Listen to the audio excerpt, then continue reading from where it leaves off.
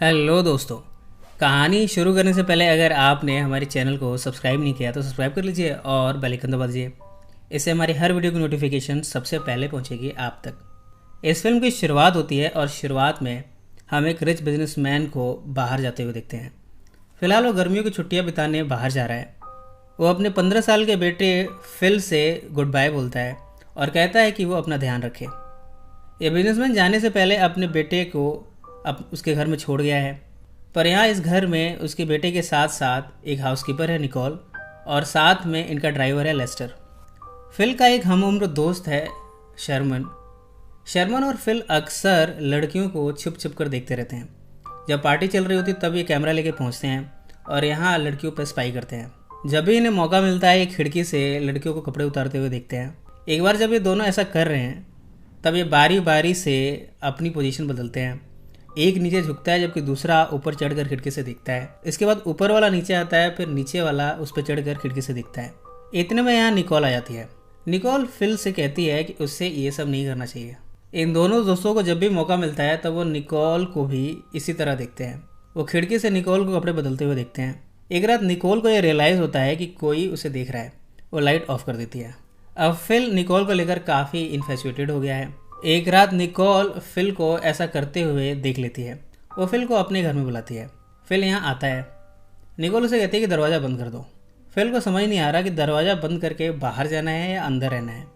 वो निकोल से पूछता है। निकोल कहती है कि उसे दरवाज़ा बंद करके अंदर बैठना है। फिल ऐसा ही करता है। निकोल कहती है कि तुम्हें निर्वस्त्र होते हुए देखना बड़ा अच्छा लगता है। मैं तुम्हें अपने आप को निर्वस्त्र होकर दिखाऊंगी। इसके बाद निकोल एक एक करके निर्वस्त्र होना शुरू करती है। फिल बड़ी उत्सुकता से उसे देखे जा रहा है। इस समय उसके अंदर वासनाएं उफान पर हैं। अपनी वासना में वो निकोल को लोलुप निगाहों से देखता है। इसके बाद निकोल फिल से कहती है कि वो उसके अंगों को स्पर्श करे। निकोल बड़ा नर्वस है। वो ऐसा करता भी है, पर थोड़ी देर के बाद वो इसका विरोध करता है। इसके बाद निकोल पूरी तरह निर्वस्त्र हो जाती है। फिल ये सब देखता है और अचानक से यहाँ से भाग जाता है। बाद में इन सब के बारे में फिल अपने दोस्त शर्मन को बताता है। कुछ दिनों के बाद फिल निकोल को अपने फादर के बाथटब में दिखता है। निकोल उसे अपने पास बुलाती है। फिल वहाँ जाता भी है। इसके बाद वो अपने अंगों को फिल से स्पर्श करवाती है। फिल काफ़ी एक्साइटेड होता है। इसके बाद वो भी अपने कपड़े उतारकर बाथटब में नहाने जाता है। निकोल यहाँ फिल को अपनी गोद में बिठाकर उसके अंगों को स्पर्श करती है। इसके बाद वो फिल के ट्रंक को उतारती है। इतने में फिल काफ़ी अनकम्फर्टेबल होता है। वो लाइट्स ऑफ कर देता है।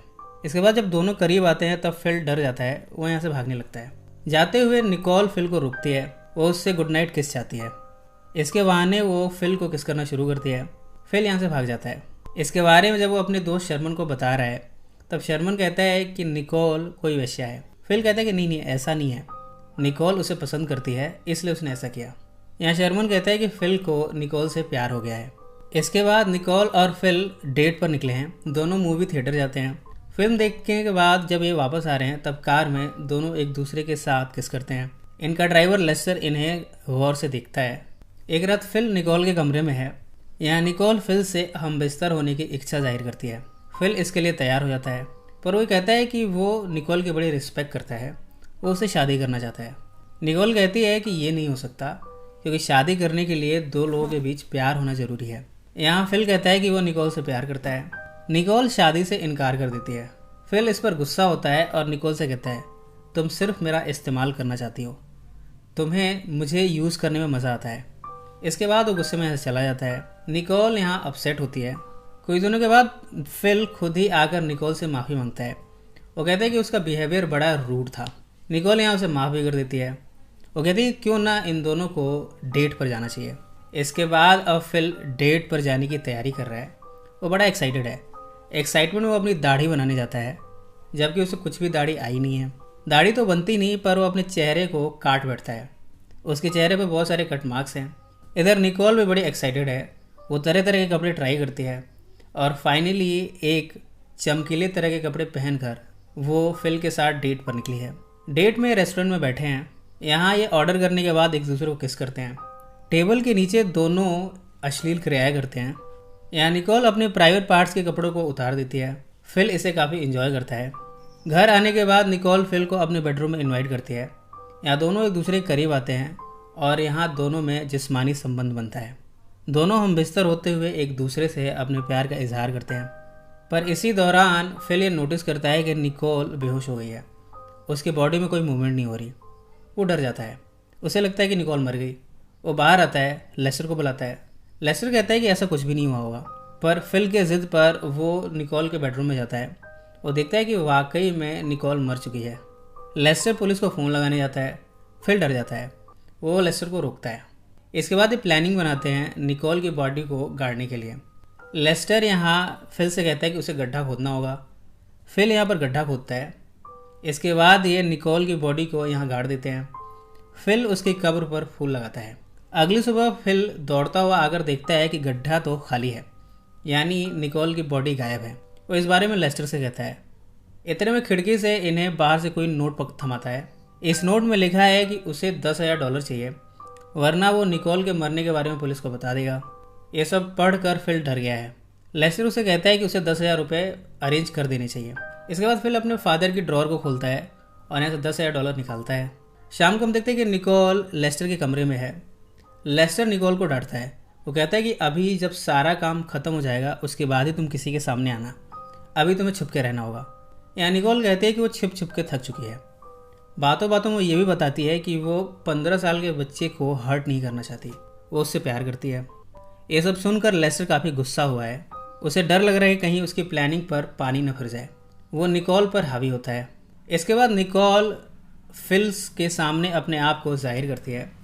पहले तो फिल उसे देखकर डर जाता है, फिर निकोल अपने किए की माफ़ी मांगती है। फिल उसे कहता है, तुमने मेरे साथ ये सब सिर्फ पैसों के लिए किया। निकोल यहाँ अपनी मजबूरी बताती है। वो कहती है कि वो इलीगल इमिग्रेंट है। लेस्टर उसे ब्लैकमेल करता रहता है और इसकी वजह से उसे उसके प्रेशर में आकर ये सब करना पड़ा, पर अब वो फिल के साथ है। फिल कहते हैं कि उसे अपने फादर के $10,000 फिर से पाने हैं। निकोल कहती है कि वो उसका साथ देगी। इसके बाद निकोल फिल के टेनिस कोच से मिलती है। वो उसे समझाते हुए कहती है कि फिल के फादर के $10,000 उन्हें फिर से वापस पाने हैं और फिल के कोच को एक पुलिसमैन की एक्टिंग करनी होगी। फिल का कोच इसके लिए राज़ी हो जाता है।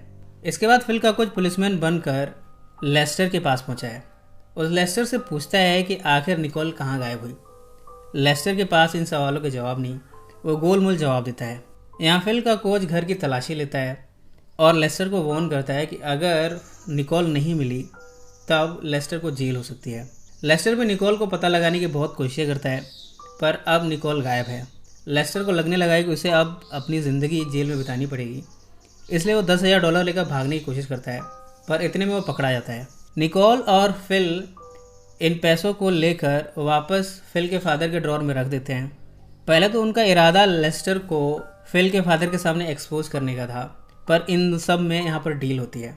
अब लेस्टर कभी किसी से नहीं बताएगा कि निकोल एक इलीगल इमिग्रेंट है और ना ही वो ये बताएगा कि निकोल ने एक चाइल्ड को मोलेस्ट किया। इसके बदले में निकोल भी लेस्टर के बारे में किसी से नहीं बताएगी। इस तरह सभी यहाँ पर कंटिन्यू रहेंगे, सबकी नौकरी यहाँ पे चलती रहेगी। पर इतने में निकोल को ये रियलाइज़ होता है कि कभी ना कभी तो फिल के फादर को इनके अफेयर के बारे में पता चली जाएगा। अब वो ये कंट्री छोड़कर जाना चाहती है। इस बारे में वो फिल से कहती है। फिल उसे रोकने की कोशिश करता है। वो कहता है कि वो निकोल के बिना नहीं रह सकता, उससे बहुत प्यार करता है। निकोल कहती है कि उसे जाना ही होगा। जाने से पहले ये आखिरी बार यहाँ पर रति क्रिया करते हैं। दोनों में यहाँ जिस्मानी संबंध बनता है। दोनों अपनी वासनाओं की आग को यहाँ पर बुझाते हैं।